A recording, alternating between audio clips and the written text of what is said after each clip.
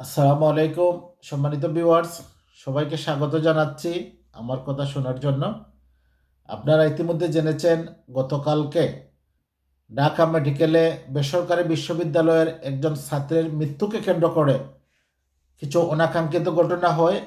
এরই জের ধরে আজকে সারা দেশে শিক্ষকদের কর্মবিরতি পালন, শাটডাউন কর্মসূচি চলতেছে। তো আমি প্রথমেই বলতে চাই, যে কোনো ধরনের অন্যায় অনিয়মের বিরুদ্ধে আমি কারণ হচ্ছে, যদি কারো বিরুদ্ধে কোনো সুনির্দিষ্ট অভিযোগ থাকে, চিকিৎসায় অবহেলার যে অভিযোগ আনা হচ্ছে, এটা যদি কোনো সংশ্লিষ্ট ডাক্তার বা ডিপার্টমেন্টের বিরুদ্ধে থাকে, তাহলে তারও আইন অনুযায়ী বিচার হওয়া উচিত। সেখানে এই বিষয়কে কেন্দ্র করে হামলার ঘটনা খুবই দুঃখজনক। আমরা এর প্রতিবাদ জানাই। পাশাপাশি কেউ যদি আক্রান্ত হয়, কারো যদি কোনো কমপ্লেন থাকে, তাহলে সেও বিচার প্রার্থী হতে পারবে, সেও বিচারিকভাবে আগানো উচিত। এখানে 20 কোটি মানুষের একটি দেশ।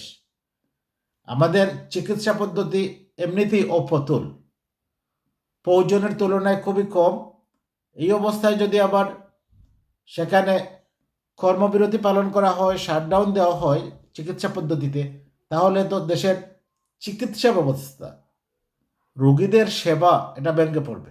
কারণ হচ্ছে, একটি 20 কোটি দেশের মানুষের কি পরিমাণ জরুরি বিভাগে রোগীদের ভিড় থাকতে পারে, এমার্জেন্সিতে ভিড় থাকতে পারে, বহির্বিভাগ এবং বিশেষ করে ইনডোর এবং আউটডোরে প্রচুর উপচে পড়া ভিড় থাকে রোগীদের। এই অবস্থায় কোনোভাবেই কাম্য না যে তারা কর্মবিরতি পালন করবে, চিকিৎসা দেওয়া থেকে বিরত থাকবে। এটা অন্যায়।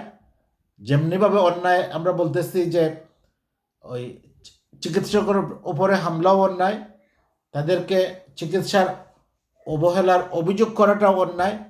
যতক্ষণ পর্যন্ত না বিচারিকভাবে এটা প্রমাণিত হবে, সাধারণ মানুষ তো সবাই বিশেষজ্ঞ সাজার কোনো প্রয়োজন নেই। আপনি সব জানতে হলে তো চলবে না।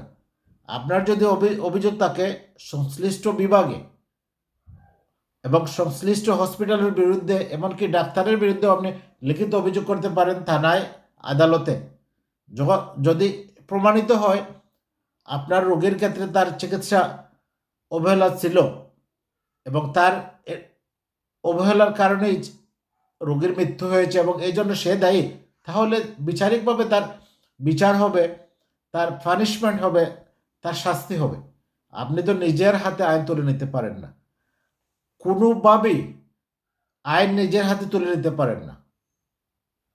আর চিকিৎসক যারা আছেন, আপনার বিরুদ্ধে হামলা হয়েছে 2 জন 3 জন 5 জনের বিরুদ্ধে, আপনি সারা দেশে এখন কর্মবিরতি পালন করতেছেন, এটা তো আরো মহা অন্যায়।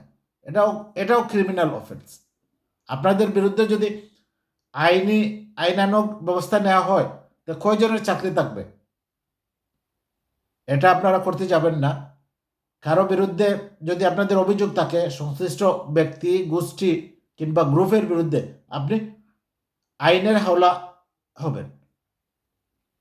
আপনি এর প্রতিকার চাইবেন, বিচার চাইবেন। এই জন্য আপনার প্রফেশন, আপনি চাকুরি করেন, আপনি এর জন্য বেতন ভাতা নেন, আপনার ফ্যামিলি চলে এবং আপনার দ্বারা জাতি উপকৃত হয়, সাধারণ মানুষ উপকৃত হয়, রোগীরা সেবা পায়। এটা স্টেক হোল্ডার উভয়। আপনি যেমন স্টেক হোল্ডার, এদেশের সাধারণ মানুষও স্টেক হোল্ডার। আপনি কাউকে অন্যায়ভাবে বঞ্চিত করতে পারেন না। আমি অনুরোধ করব, আপনারা কাজে ফিরুন, চিকিৎসা সেবা অব্যাহত রাখুন। আপনাদের প্রতি যদি অন্যায় হয়, আমরা আপনাদের পক্ষে থাকব। আমরা সর্বদাই অন্যায়ের বিরুদ্ধে, ন্যায়ের পক্ষে। আমরা আপনাদের পক্ষে কথা বলবো। আপনাদের উপর যদি হামলা হয়, যারা হামলা করেছে তারা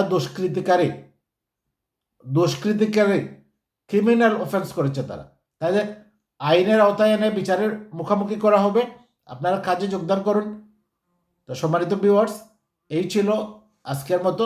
সবার জন্য শুভকামনা। আল্লাহ হাফিজ।